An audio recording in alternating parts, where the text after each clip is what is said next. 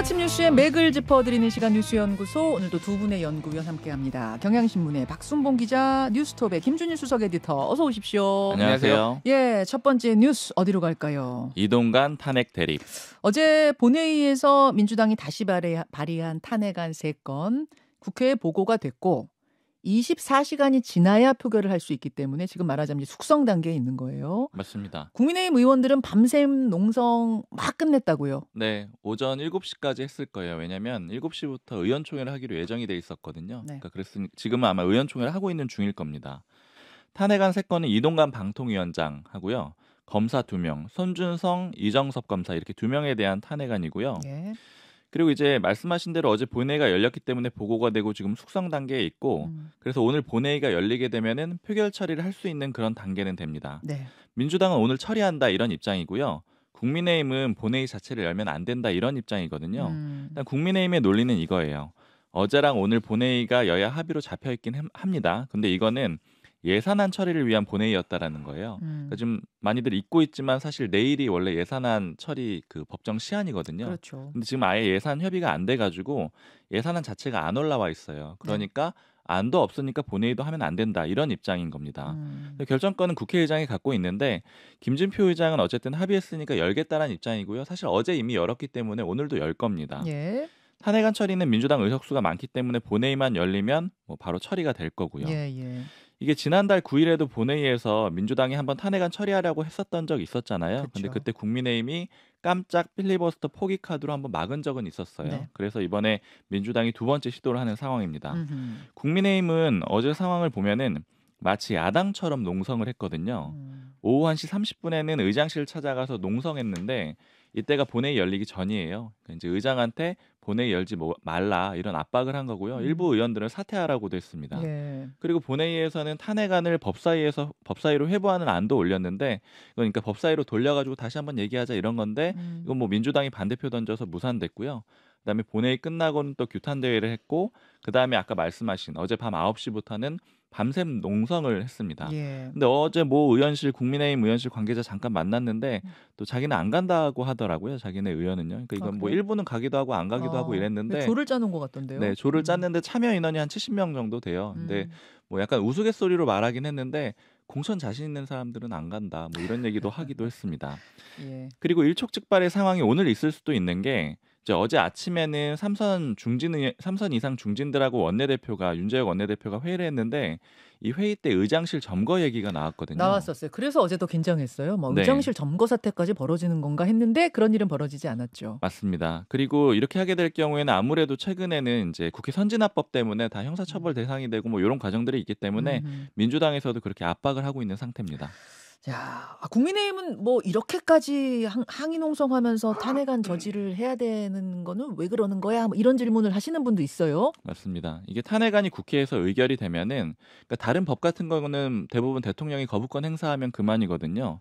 근데 탄핵안은 유효한 지점이 있어요. 헌재가 결론을 내릴 때까지 바로 그 대상자들의 직무가 정지된다라는 거예요. 그렇죠.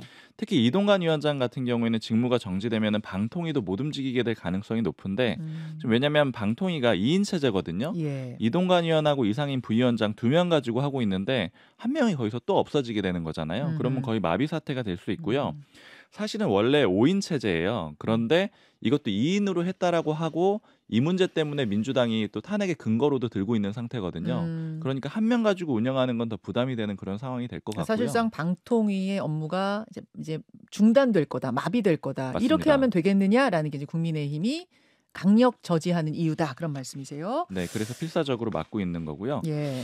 그리고 어제 민주당의 과방위원을 잠깐 만났는데 의원을 네. 이제 하는 얘기가 좀 그 KBS 상황 가지고 굉장히 수싸움이 좀 치열하더라고요. 그러니까 지금 KBS가 사장이 바뀌었잖아요. 그러니까 예. 박민 사장으로 바뀌었는데 그 전에 정부에서 올린 예산안을 보면은 예산 다 깎아서 올렸다라는 거예요. 그러니까 박민 사장으로 바뀌기 전에는 KBS에 들어가는 예산을 다 깎아서 올렸는데 다시 들어오고 나서 국민의힘에서 예산을 또 다 올려가지고 가지고 왔다라는 거예요. 그러니까 박민 사장으로 바뀌고 나서요.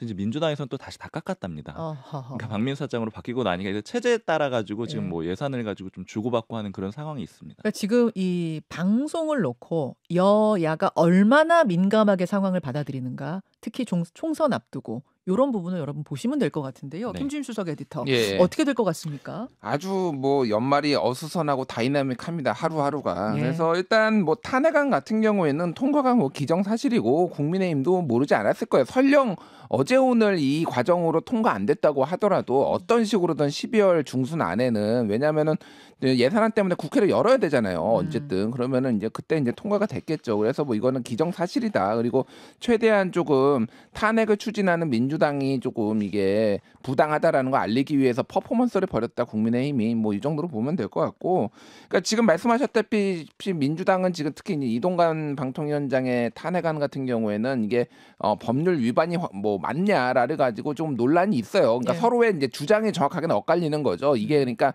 법률 위반 소지가 좀 있어 보이지만 탄핵까지 될 정도냐. 근데 어쨌든 민주당 입장에서는 한 6개월 정도 정지되는 건데 내년 총선까지 아무것도 하지 마, 방송 장악하지 마, 이걸로 좀 긴급하게 하려고 했다라는 게 조금 맞는 것 같습니다. 헌재에서 기각이 될지언정, 예. 헌재에서 이건 탄핵 사유 안 돼요라고 할지언정 그때까지는 직무를 정지시킬 수 있으니까 예. 그 부분을 바라본 것 그 같고. 부분을 바라본 게 맞는 것 같고, 제가 방통위 쪽 얘기 들어보니까 진짜 아무것도 안 하고 있습니다. 그냥 모든, 왜냐하면 이제 탄핵까지 방통위원장이 당하게 될 경우에는 이게 공무원들도 본인들한테 뭔가 책임이 나중에 의사결정을 잘못했을 경우에 올 수가 있잖아요. 예. 그래서 그냥 사실상 기구가 아예 마비됐다, 뭐 이 정도로 보면 될 것 같습니다. 그래서 지금 이제 예산안 같은 경우에도 국회 선진화법 이후로, 그러니까 이제 12월 2일을 넘긴 적은 되게 많은데 어찌됐든 올해 그 12월을 넘긴 적은 한 번도 없거든요. 그래서 작년에도 막 준 예산 얘기까지 나왔는데 올해는 지금 아예 예산안 합의 근처도 못 갔어요, 지금. 그래서 이게 뭐 싸울 땐 싸우더라도 예산안은 좀 해야 되는 거 아니냐, 뭐 이런 얘기들이 좀 많이 나오고 있습니다. 어떻게 될지 봐야 될 것 같고, 지금 대통령실 용산도 굉장히 빠르게 움직이고 있는데 오늘 일단은 국무회의 열어가지고 노란봉투법하고 방송 3법 거부권 행사한다고 지금 사실상 확정이 됐어요. 그래서 이것도 조금 이제 국회 상황을 지켜보다가 저쪽에 이제 민주당에서 탄핵안 발의하고 강공도 모드로 나가니까 대통령실도 강공으로 나가겠다, 뭐 이렇게 보시면 될 것 같고, 어저께 지금 대통령실 인사도 많이 났습니다. 예. 그래서 지금 뭐 이관섭 국정기획수석이 이제 정책실장이 되고, 그래서 예전처럼 조금 슬림한 이제 대통령실 청와대에서 다시 원상복귀되는 건데, 많은 인사들이 또 이제 그 외에 뭐 홍보수석이라든지 사회수석이라든지 다 인사가 났고요.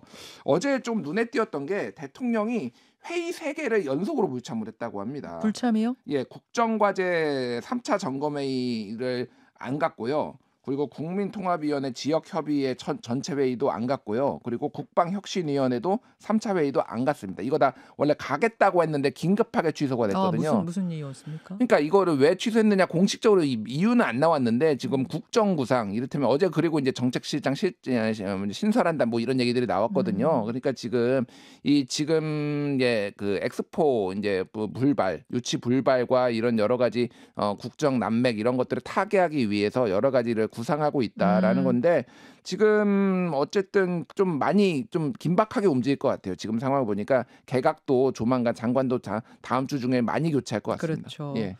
엑스포 결선 진출 실패를 상당히 엄중한 상황으로 보고 있다. 뭐 이런 이야기들이 지금 대통령실에서 흘러나오더라고요. 알겠습니다. 이 얘기는 오늘 뭐 인터뷰로 좀 더 풀어가기로 하고 두 번째 이슈 넘어가죠. 김용 법정 구속. 민주당 이재명 대표의 측근이죠. 김용 전 민주연구원 부원장 어제 1심 선고가 있었는데 징역 5년 실형 선고 받고 법정 구속이 됐습니다. 어떤 혐의가 인정이 된 건가요? 네, 대장동 일당한테 불법 정치자금 받고 뇌물도 받았다라는 겁니다. 예. 그러니까 검찰이 기소할 때는 총 10억 3,700만 원을 받았다라고 봤어요. 이 중에 불법 선거자금이 8억 4,700만 원이고 이건 남욱 변호사한테 받았다라고 봤고요. 그리고 1억 9천만 원, 이건 뇌물인데 유동규 전 본부장한테 받았다라고 봤습니다. 네. 법원이 이 중에 인정한 돈은, 죄가 된다라고 인정한 돈은 6억 7천만 원이에요. 그래서 이제 법정 구속시킨 거 외에도 벌금 7천만 원에 6억 7천만 원 추징도 명령을 했습니다. 그리고 또 주목이 되는 거는 이제 이렇게 유죄가 나왔다라는 건 결국에는 유동규 전 본부장의 진술을 일부 인정했다라는 거거든요. 그런 거죠. 근데 유동규 전 본부장은 그래서 무죄가 나왔습니다. 대장동 일당 중에 남욱 변호사는 징역 8개월, 그다음에 정민용 변호사는 무죄가 또 나왔고요. 예, 근데 거기서 이제 중요한 게 유동규 씨가 진술을 했기 때문에 무죄다라는 게 아니라, 네, 예, 그 기소가 된 그 죄목이 이 판사가 볼 때는 그 혐의가 맞지 않는다 해서 무죄가 난 거라면서요. 맞아요. 이게 돈을 전달하고 했으니까 이 불법 정치 자금이 전달되는데 어떤 관여를 했다라는 거는 법원도 인정을 했습니다. 예. 즉 이렇게 한 거는 맞지만 법리적인 이유로 무죄다 이렇게 얘기를 했는데 돈 전달에 관여는 했는데 본인이 정치 행보도 없었고 그다음에 그 돈을 관리하거나 쓸 수도 없는 입장이었다. 그러니까 요걸 가지고는 처벌을 못한다. 이게 법원의 판단입니다. 예. 김용전 부원장은 반발했고요. 항소를 할 건데 어제 입장이 나왔는데 돈을 받을 사실이 없는데 이런 판결이 나왔다는 게 납득하기가 어렵다. 이런 입장입니다. 참 오랫동안 수사가 있었고 뭐 재판 공판도 여러 번 있지 않았습니까? 그런데 여러분 사실상 대장동에 관한 재판 선고가 내려진 거는 어제가 처음인 거 아니에요. 그렇죠. 관련자들 가운데 첫 법원의 선고였습니다. 그래서 우리가 주목을 했던 건데 5년의 실형을 받았고 거기다가 무엇보다 유동규 씨 진술이 법정에서 인정받았다는 거, 신빙성이. 그 부분이 이제 향후 이재명 대표 재판엔 어떤 영향을 미칠까? 그게 포인트죠. 네, 이게 바로 지금 다음 화살이 이재명 대표에게로 가는 거고요. 그래서 어제 국회에서 기자들이 이제 이재명 대표한테 물어봤거든요. 네. 이제 입장을 물어보니 아직 재판이 끝난 게 아니어서 좀 더 지켜보도록 하겠다 이렇게 얘기를 했고요. 그다음에 제가 이 대표 측에 물어봤더니 뭐 추가적으로 이재명 대표가 입장 낼 일은 없을 거다 이렇게 얘기를 했고요. 그다음에 대신에 대표실에서 입장이 나왔는데 예. 이게 공식 입장이라고 보시면 되는데 검찰의 짜깁기 수사와 기소로 납득하기 어려운 판결이 나왔다. 당시에 후원금이 아주 많이 모이는 상황이라서 굳이 이렇게 경선 자금 확보하려고 범죄 저질렀다라는 거는 믿기 어렵다. 부정자금은 1원도 없었다. 이런 입장을 내놨습니다. 1원도 부정자금 받은 거 없다라는 이제 이재명 대표 또 김용 전 부원장 측의 입장이 나온 상황. 김준일 에디터. 네. 어제 어떤 부분에 좀 주목하셨어요? 일단 뭐 이제 김용이 징역 5년을 받았다고 하는 거는 이재명 대표 수사와 관련해서 조금 함의하는 바가 많아요. 그러니까 이재명 대표는 요 대장동과 관련해서는 배임이잖아요. 네. 그러니까 그러면은 배임을 왜 했느냐? 그러니까 왜 이를테면은 여기 이쪽에 이제 대장동 일당한테 이렇게 퍼주려고 했느냐에 대해서 이제 검찰의 논리적 공백이 있었는데 이 부분이 입증이 된 거예요. 그러니까 배임을 해야 될 만한 동기가 이제 검찰 앞으로 이제 김용도 유죄 받았는데 이런 식으로 해가지고 돈을 김용이 수수하고 측근들이 이런 것들이 된 거 아니냐, 이런 게 배임의 동기가 아니겠느냐라고 이제 논리의 한 부분이 좀 채워진 거죠. 그러니까 그 부분이 그래서 이제 이재명 대표 수사에 좀 영향을 줄 것이라고 보여지고 있고 또 하나는 이제 어쨌든 이게 검찰의 시각은 이 돈이 대선 경선 자금, 그러니까 본선 말고 경선, 그러니까 이낙연 뭐 등등해서 같이 붙었을 때 그때 이제 자금으로 쓰였다라는 거잖아요. 네. 이 부분에 있어서는 아직 이제 증거까지는 확보를 못한 것 같아요. 검찰이 근데 그 부분으로 이제 수사가 좀 확대될 가능성 뭐 이렇게 좀 그거를 보면 될 것 같습니다.